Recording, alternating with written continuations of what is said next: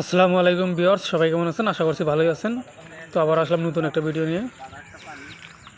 এদিকে পাড়া অনেক, পাড়ার সংখ্যা বেশি। এই পাড়া, পাড়াগুলা খুবই ভদ্র, ভদ্রতা বেশি। আর দেখেন কীভাবে চলে গেতেছে।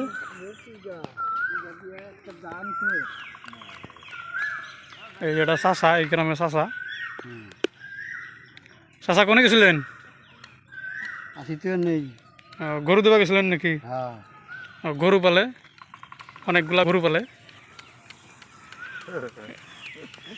8:30 বাজে, এখনো গেট খোলা নাই। তো আঙুর একটা মিস্ত্রি পাঠাই দিছি ভিতরে, চাবি নিয়ে আইছে। এখন এই যে তালা খুলবো। তো স্কুলে যে সোয়েদারটা থাকে খুবই আলসা সোয়েদার, খুব একটা আলসা বদমাইশ। ডাইকে উড়াইলো। ঘুমিয়ে থেকে উঠতে উঠতে 9টা-10টা বাজে। তো আমরা ভাবছি যে আঙুরের যেটা স্যার, যার কাজ করি, তো আরে আমরা কমপ্লেন করবো সবাই, এবার করে তো কাম হবো না, টাইম লস হয়। কমপ্লেন কিন্তু আরে চাকরি থেকে বরখাস্ত করবো। তো তার জন্য আমরা অল্প মায়াও লাগে যে করতে থাক। তো আমরা গেটের তালা খুলে ভিতরে প্রবেশ করতেছি। খুবই ভালো, কিন্তু কয়েকদিনের রোদ পুরো ওঠে নাকি? খুব রোদ ওঠে, রোদে কুলানি যায় না। আধা ঘন্টা করে জোর তুললাম, আধা ঘন্টা করে কাম করা যায়। আজকে যে কিরম রোদ উঠবো, সকালবেলায় তো অনেক রোদ দেখা গেছে।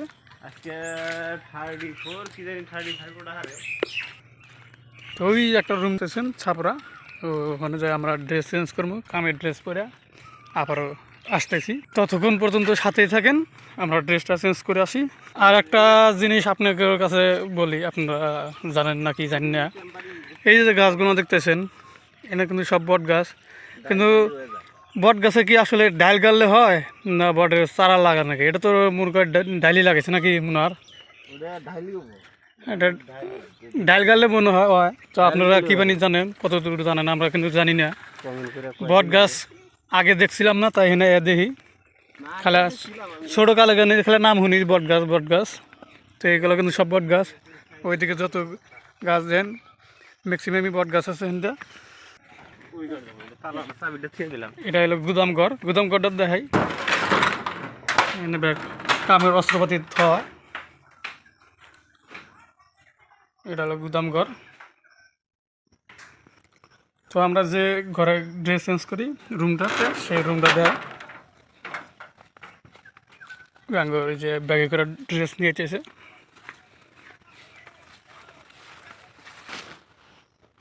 তো এগুলো হলো আমরা কামের ড্রেস। এখন আমরা পরবো, পরে কাম স্টার্ট করা লাগবে। তো ভিউয়ার্স, আপনারা দেখতে পাচ্ছেন আমরা অলরেডি কাতনি স্টার্ট করে দিয়েছি।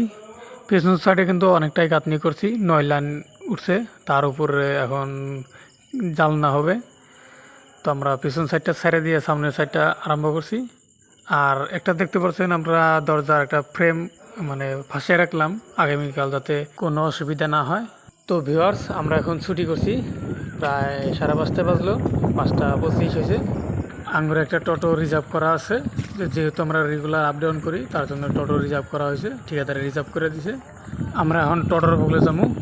ছুটি করে গেটের বাইরে আইলাম, 5:30 আসুন ছুটি করলাম আজকে। আজকে লেট হয়েছে অল্প। তো ভিউয়ার্স, আমরা অনেকদিন ধরে এখানে আছি, আপনারা জানেন। তো প্রচুর গরম, রুমে থাকা যায় না, ফ্যানের দরকার, ফ্যান নাই। তারপরে স্যারের বলছিলাম স্যার একটা ফ্যান দেওয়া লাগবো, কারণ গরমে থাকা যায় না, রাত্রে শুয়ে থাকা যায় না।